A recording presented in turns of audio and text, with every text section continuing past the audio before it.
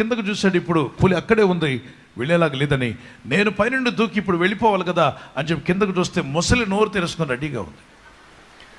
ముసలి నోరు తెరుచుకొని, బాబు రా, సాంబారు ఇడ్లీ రా. ఆ ముసలి చాలా ఆకలితో నోరు తెరుచుకొని చూస్తూ ఉంది.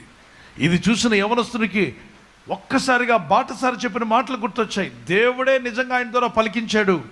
ఇది కీకారణ్యము, క్రూర జంతువులు తిరుగుతూ ఉంటాయి, నీ ప్రాణాన్ని పోగొట్టుకోవద్దు, వచ్చిన గమ్యస్థానానికి వెళ్ళిపో, మధ్యలో తేనె అది ఇదని కూర్చొని నీ జీవితంలో సమయాన్ని వృధా చేసుకోవద్దని చెప్తే అతను, నేను మైండ్ యువర్ బిజినెస్ వెళ్ళిపోమన్నాను. అతని సలహా నేను వినలేదు. నేను యవనస్తును కదా అనుకున్నాను, కానీ అన్నట్టుగానే మరణ ప్రమాదం వచ్చింది.